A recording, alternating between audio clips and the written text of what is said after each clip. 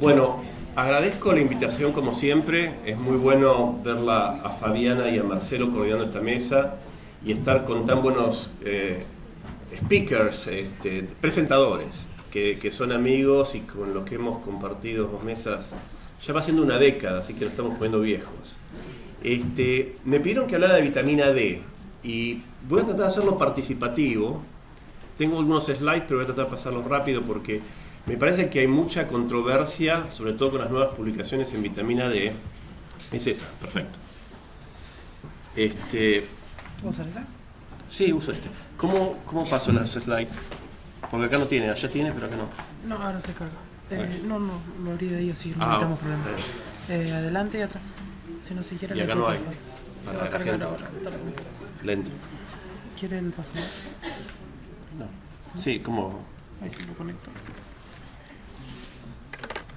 O sea, voy a repasar rápidamente dos slides del metabolismo. Adelante, atrás y punto. Esta charla es más o menos algo que pudimos escribir en el 2014 y está en español. Me pidieron hacer un editorial acerca de cómo la asociación de deficiencia con vitamina D y cómo esa deficiencia cuando la corregimos puede mejorar la función de la movilidad, pero otras funciones. Y poco ha cambiado de esta editorial del 2014. Poco ha cambiado. A pesar de los nuevos estudios, vamos a charlar un poquito de eso, pero si quiere una revisión en español, la tiene acá en la revista española de geriatría. Y yo la llamé una hormona encubierta. ¿Y por qué una hormona encubierta? Si ustedes recuerdan un poquito rápido el metabolismo de la vitamina D, saben que el dehidrocolesterol está en la piel y necesita de la radiación ultravioleta, o sea, del sol, para convertirse en previtamina D, y luego el colecalciferol, cuando pasa a la sangre, tiene dos steps de metabolismo. Uno en el hígado, donde tiene una hidroxilación en el carbono 25, y después tiene que ir al riñón, donde tiene la hidroxilación en el carbono 1, la 1 hidroxilación. Y hace la 1,25 de hidrocalciferol, que es la vitamina D3, la vitamina activa. Pero lo que quiero que recuerden es esto, que se necesita el sol, se necesita un hígado que funcione y se necesita el riñón. ¿Y por qué esto es importante? Porque el paso limitante para la generación de vitamina D es la hidroxilación en el carbono 1, la 1 hidroxilación, que ocurre mayormente en el riñón y es un paso limitante. ¿Por qué? Porque es regulado con la PTH. O sea, cuando baja mucho, crece mucha vitamina D, la PTH inhibe o estimula la secreción o la producción de la 1 hidroxilación en el riñón, entonces tu vitamina D niveles están constantes, si tenés la función renal normal. ¿Qué pasa? Parece que se ha descubierto recientemente, en los últimos 10 años, que esa capacidad de 1 hidroxilación está en otros tejidos, no solo en el riñón. Desde el cerebro hasta el músculo, hasta el condrocito, hasta el osteocito, hasta la célula pancreática, hasta los linfocitos, los mastocitos. En muchísimas células parece que está también esa 1 hidroxilación.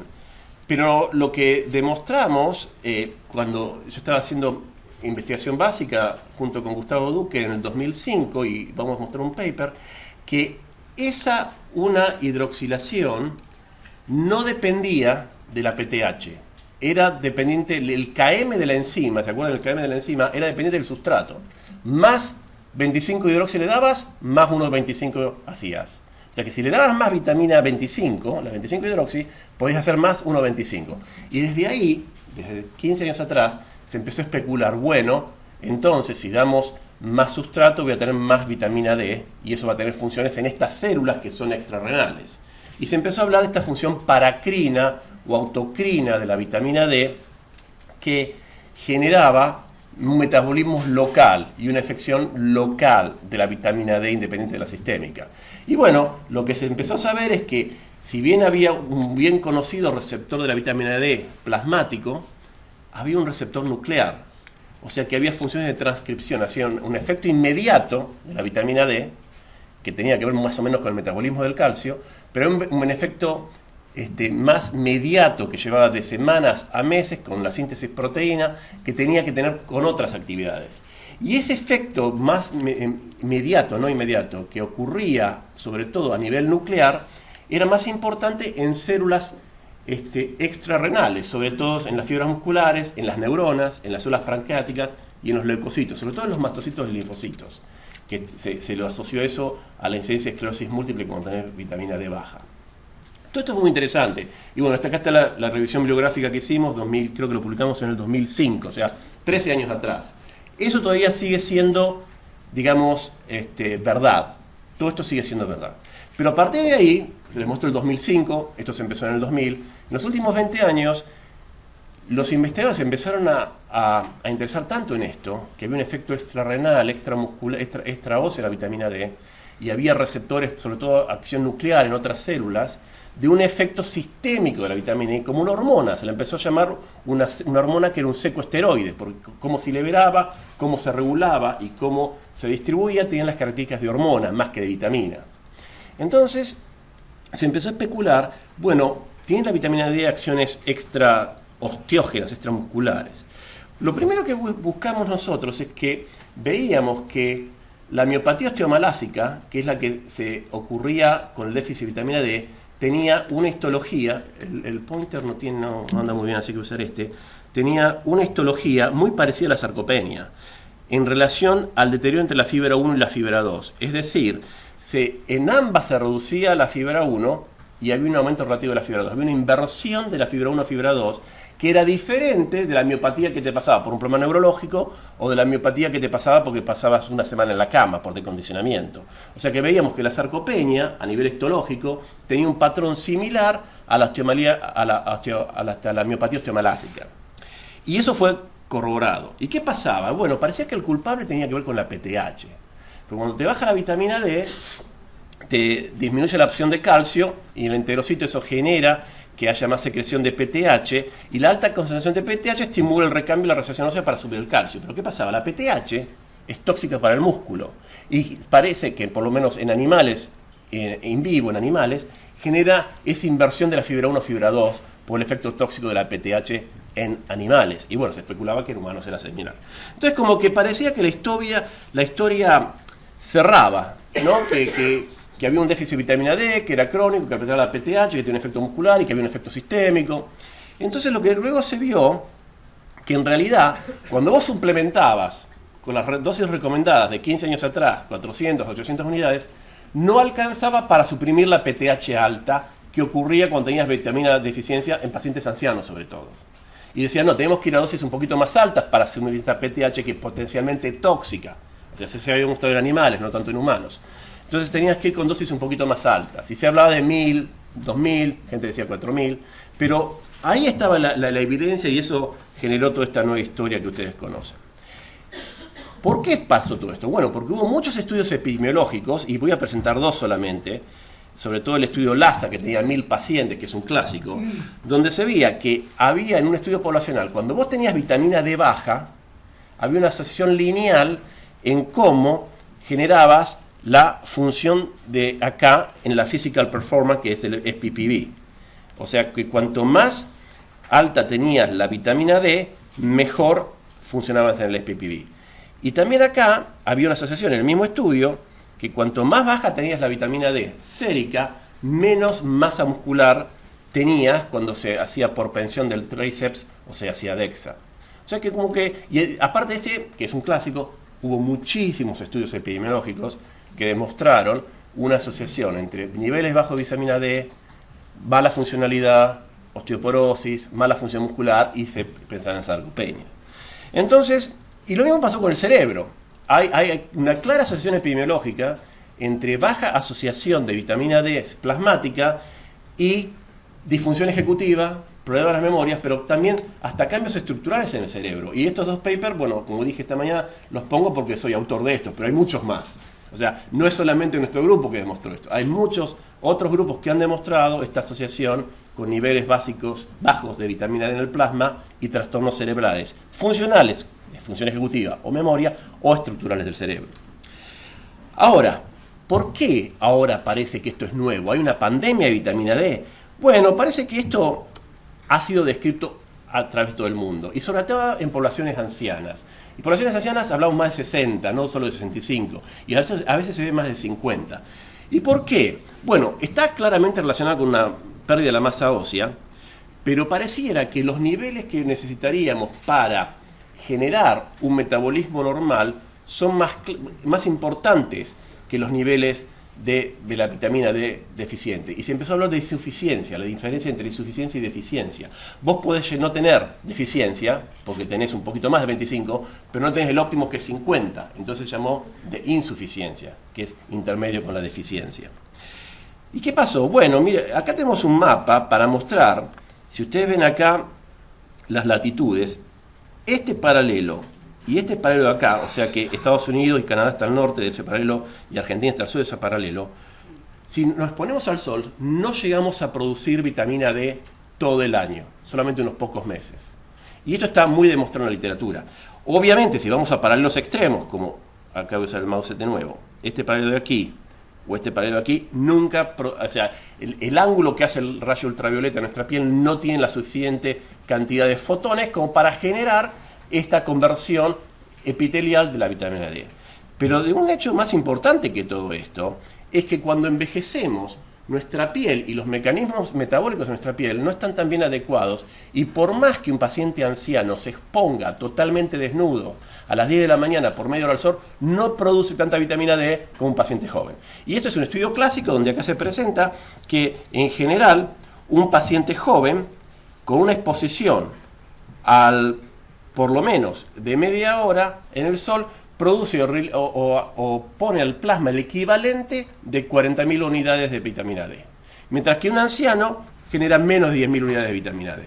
O sea, que la exposición al sol en pacientes ancianos por un trastorno cutáneo no es suficiente para generar vitamina D. Entonces, ¿qué pequeña conclusión vamos a sacar de todo esto? Primero, que sabemos que en ciertas latitudes donde se encuentra Buenos Aires y el sur y se encuentran países como Estados Unidos, solamente 6 meses al año tenemos la adecuada ángulo del sol para producir vitamina D, pero si tenemos más de 55, 60, nuestra piel no es lo mismo que antes para generar vitamina D. Entonces se empieza a hacer la pandemia global de vitamina D. Entonces encontramos esta asociación, y hay otras asociaciones que vamos a hablar luego, pero entonces empezamos a decir, bueno, entonces demos vitamina D. Porque si a la gente le falta vitamina D, esto está asociado con problemas musculares y óseos, problemas cognitivos. Hay gente que mostró que estaba asociado con esclerosis múltiple, asociado a algunos cánceres, enfermedad cardiovascular. Empecemos a dar vitamina D. Entonces, lo primero que se hizo fue empezar a hacer por qué vitamina D puede prevenir caídas.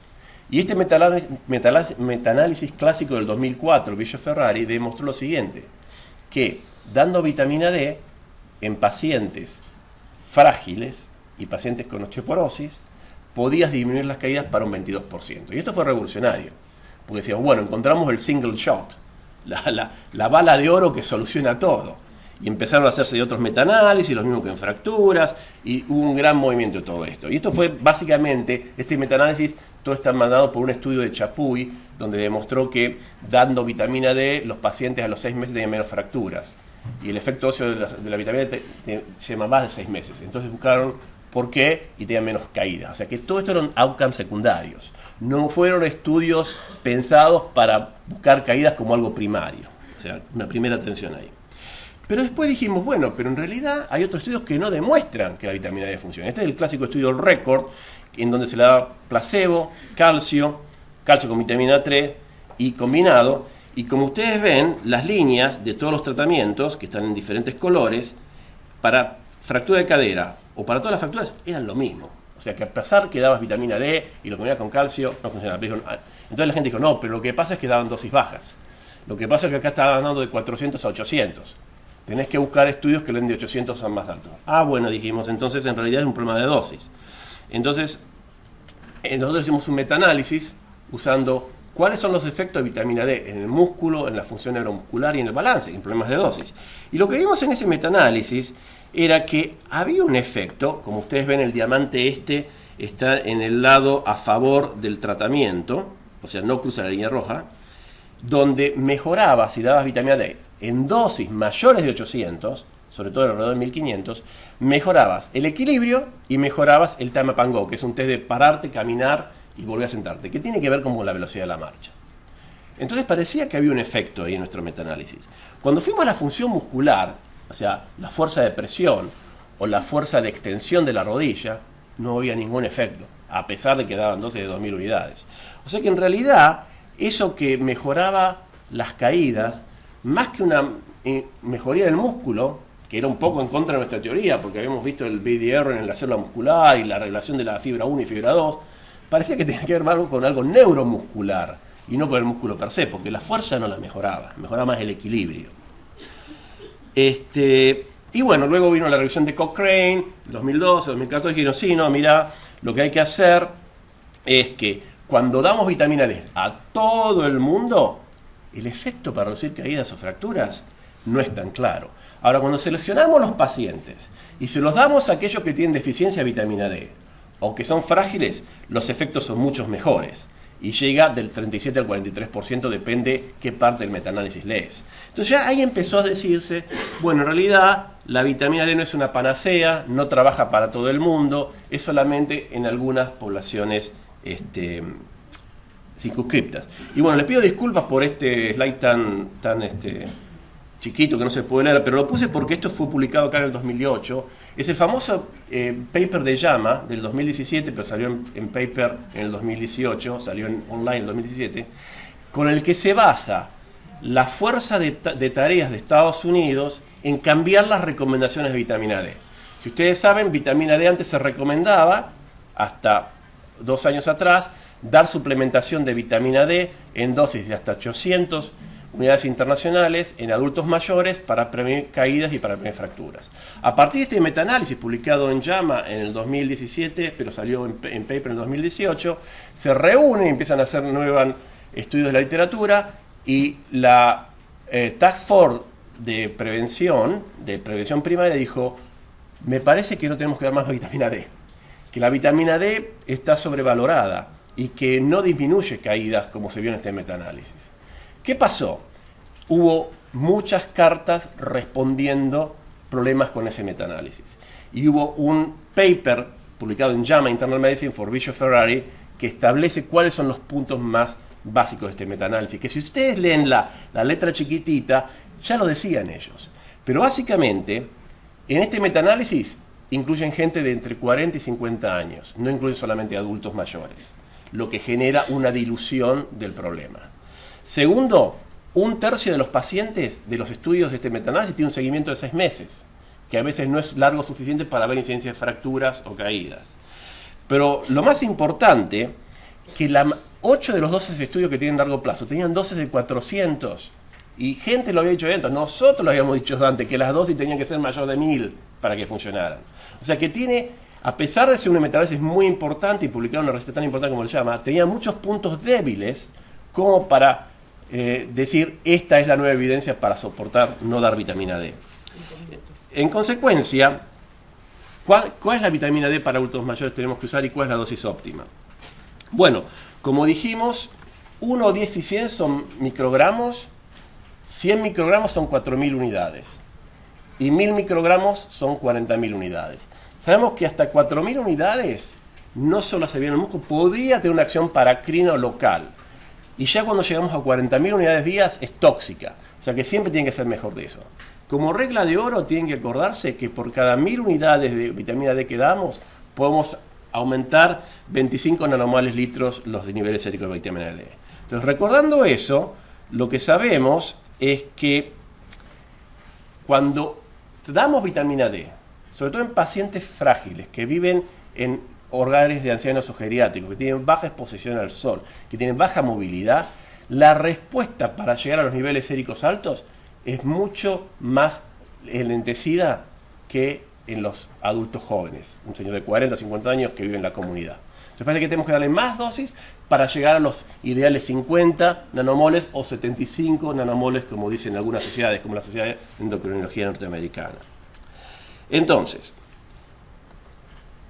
¿por qué hubo tanto miedo? Bueno, porque había mucha, con respecto a la toxicidad de la vitamina D. Esto lo voy a pasar rápido, pero lo que se quiso saber acá era, bueno, ¿por qué había esta idea de un efecto sistémico? Y bueno, porque en estudios experimentales, sobre todo en células, parecía que había, si tenías cáncer, había más asociación con vitamina D baja. Y en vitro había un potencial efecto de la vitamina D antiproliferativo, antimitótico. Y lo mismo en otros cánceres. Pero, en general, fueron solamente estudios epidemiológicos. Cuando se empezó a dar vitamina D, en la mayoría de los estudios, que generalmente se dio por 6 meses a un año, excepto el estudio Vita, que se va a publicar el año que viene, que lo da por 2 años, parece que no funciona la vitamina D. Otras observaciones de que se ha visto que la vitamina D se asoció con hipertensión, con esclerosis múltiple, diabetes tipo 1, y todos esos datos generaron que quizamos dar vitamina D para disminuir estas incidencias de estos problemas. Ningún estudio funcionó. O sea, hay una asociación epidemiológica entre deficiencia de vitamina D, pero cuando la damos no mejora nada de estas potenciales comorbilidades. Entonces, para terminar, y que se tienen que llevar algo de esta tarde de la charla, es este slide, solamente este. ¿Cuál es la evidencia que tenemos hoy para usar vitamina D? Bueno, en jóvenes no hay que dar vitamina D. No hablo de niños, porque no es mi especial, pero en jóvenes no hay que usar vitamina D. Adultos en latitudes extremas podrías dar hasta 1000 unidades por día, sobre todo en los meses que no tiene exposición solar. Porque el adulto, la piel todavía funciona para generar vitamina D. Adultos mayores a riesgos de caída, solamente a riesgos de caída, pueden entre 1000 y 2000 unidades por día. Por ejemplo, la Asociación Canadiense de Geriatría dice que tenemos que darle 2000 unidades por día si el paciente tiene riesgo de caídas. Si no tiene riesgo de caídas, la evidencia no es tan importante de dar vitamina D. Por todos los estudios que hemos discutido, ¿no es cierto? Que era mejor prevenir caídas en aquellos que estaban en residencias geriátricas o que tenían fragilidad, que tenían niveles bajos de vitamina D. Ahora, lo importante, en adultos frágiles, ¿y cómo define un adulto frágil? Un adulto que tiene osteoporosis sarcopenia, que camina lento, que tiene caídas repetidas o que tuvo una fractura de cadera. Esos pacientes sabemos que sería importante medir los niveles de vitamina D si podemos hacerlo. Por ejemplo, en Canadá no se puede hacer, pues es tan caro y un sistema nacional de salud dice, no, a esos le damos vitamina D directamente, porque no es tóxica. Entonces le damos directamente 2000 unidades por día. Ahora, ¿qué pasa? Si hacemos los niveles están muy bajos, siempre hay un protocolo en que le damos 4000 unidades por día por 3 meses, rechequeamos los niveles para ver que llegó a los 50 o 75 y luego vamos a 2000 unidades. Pero si la pueden medir en ese grupo de pacientes, tendrían que medirla. ¿Cómo se la dan? Dosis diarias, mensuales, anuales. Nuestro metaanálisis y otros estudios han demostrado que las dosis que funcionan son las dosis diarias. Dosis semanales pueden mejorar, la evidencia no es tan fuerte. Dosis altas, únicas, son peores. No sabemos bien por qué. Pero el famoso estudio de Sander, publicado en JAMA en el 2011, mostró que una dosis única de media 500.000 unidades de vitamina D generaba más caídas y fracturas. Y parece que tiene que ver porque hace un pico de PTH. Y como dijimos antes, la PTH parece que es tóxica para el músculo y media afectar el balance, el equilibrio. Pero no está muy declarado por qué. Lo que pasa es que el estudio de Sanders fue el primero, pero otros estudios han demostrado que dosis únicas altas, 100.000 y 500.000 unidades, más fracturas y caderas. Y que también me olvidé, pero eso es una crítica a este metaanálisis del 2017-18, donde incluyeron esos estudios que utilizan dosis únicas y altas, que traen más fracturas y caídas. En consecuencia, las dosis tendrían que ser idealmente diarias. Es un problema porque es muy cómodo darlo una vez al año, es muy cómodo darlo una vez al mes, sobre todo en residencias geriátricas, pero parece que eso es contraproducente, o sea que tiene que ser dosis diarias. Y como dijimos, hasta 4000 es lo aceptado, si bien el nivel tóxico es 40.000. En general las sociedades ahora están un poquito más con cuidado y van de 1000 a 2000. Parece que no hay más evidencia. O sea que esto era para terminar y creo que ahí abrimos, bueno, agradecimiento a las que me pagan la investigación y abrimos para las preguntas. Gracias.